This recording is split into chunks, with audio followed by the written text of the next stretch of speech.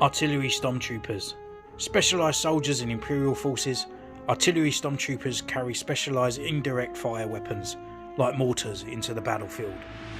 Hello and welcome to Centurion's Corner, and today we are reviewing from Star Wars The Mandalorian and the Black Series, the Artillery Stormtrooper.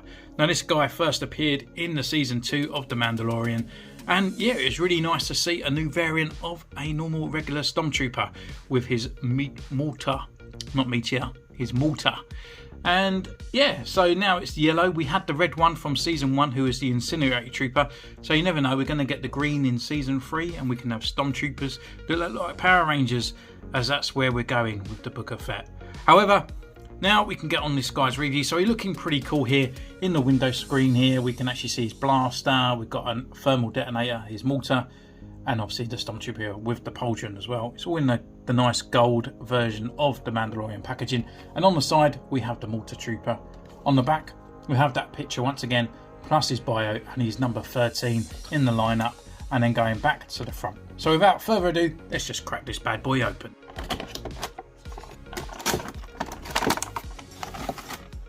So here he is in his blister pack, looking pretty much the same. You can just see the full figure now with his tootsies are in the display window.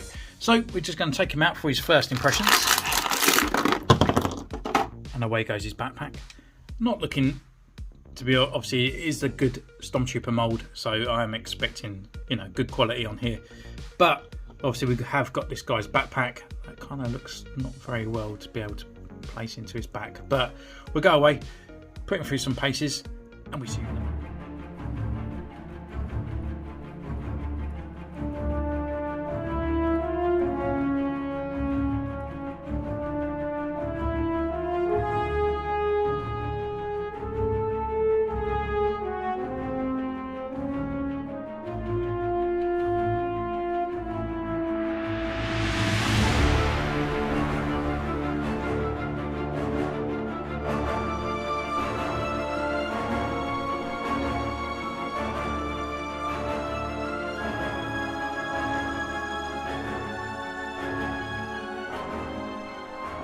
So here he is, we've been away, we've taken his photos, and again Hasbro, you've done a great job of recreating this guy. However, you've already had this body sculpt for a long time, and it's actually the best body sculpt. I absolutely love this one. I've never actually done a video in the end of what was my favourite figure of 21, but it would have been the Stormtrooper. It's amazing sculpt, it's got pinless elbow bends, you know, it's great articulation, and it looks like a little buddy on your shelf. They've done absolutely great. So having him again redone in this artillery kind of looking sort of shape here with paint job and stuff, you know, it's great. It's a really nice kind of choice, design choice. They haven't gone back, they haven't changed it around like the Clone Trooper has gone through many different kind of variations over the past. Every time they seem to release a Stormtrooper or a Clone Trooper, it's always different. But with the Stormtrooper, it's kept it. The only thing I would say is it needs a bit of gloss in these eye lenses here, but apart from that, he's really good. There's a few things that annoy me with the figure, but we'll go through that with the review. So yeah, he comes with a few accessories. So he comes with an E11 blaster, which is just a sort of reminiscence of the actual ones that we do get with the sort of Rogue One / Mandalorian. So they have got the extra little scope on the side here, but as you can see, it's exactly the same that we've had before. The details on there is great, and he holds it in his trigger finger, really cool. Again, they don't have a holster, so we can't put it on the side, which is slightly annoying. So all we can do is literally take this out.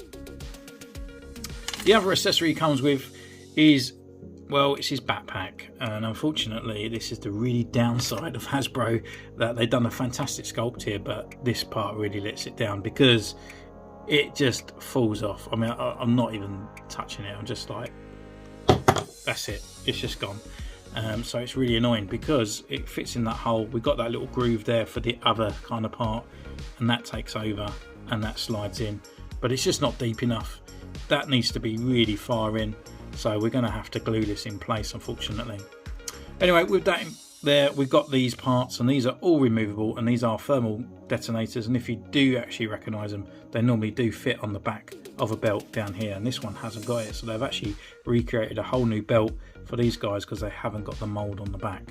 So these are all removable, obviously, because these are the mortar troopers that send them off.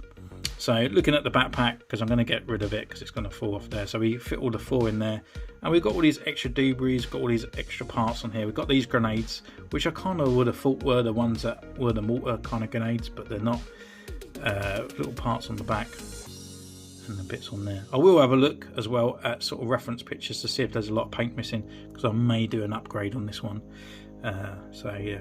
So anyway, that's his backpack. We can take that off, and obviously he has a pauldron on this part here, same as the old sand troopers and stuff. I won't take it off, but yeah, it's quite nice for him to have it. So we go through his articulation in a moment, but we'll take a look at the actual mortar part here.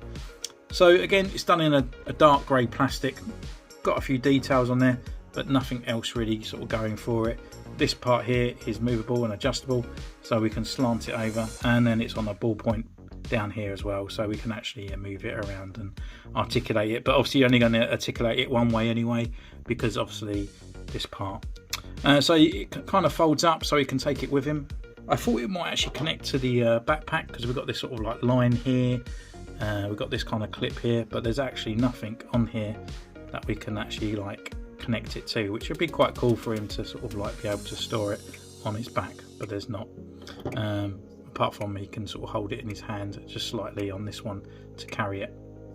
But we can also take out the thermal detonator, and they do slide into it, but it doesn't go all the way down. There is actually a bit of moulded plastic there to stop it falling all the way down to the bottom.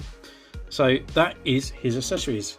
With articulation wise, we can go left, we can go right, he can look down, he can look up. We've got upper neck movement, we've got lower neck movement, and inside there is a Tamara Morrison head as well. We have the nice butterfly joint on this one here.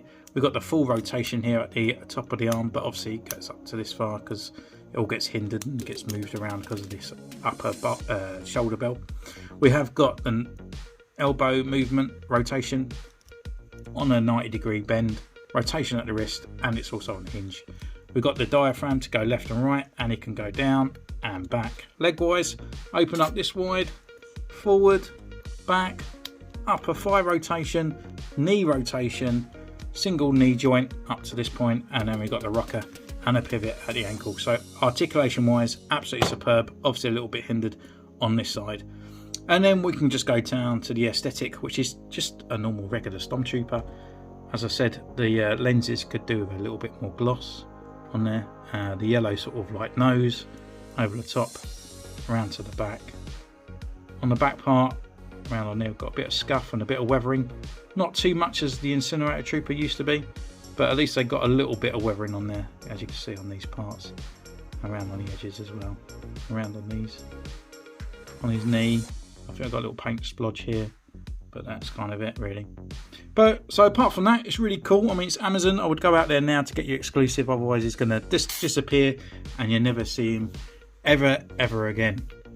But my main concern really is like how many of these colours we're going to get, because we obviously had the Incinerator Trooper before now, different pauldrons as you can see here, and it's just, I kind of like it, but I'm a little bit biased to clones. I kind of wish that if there is other kind of regiments out there, why do they have to look the same? Why can't this yellow be like, have a yellow brow here? You know, just different markings to this one.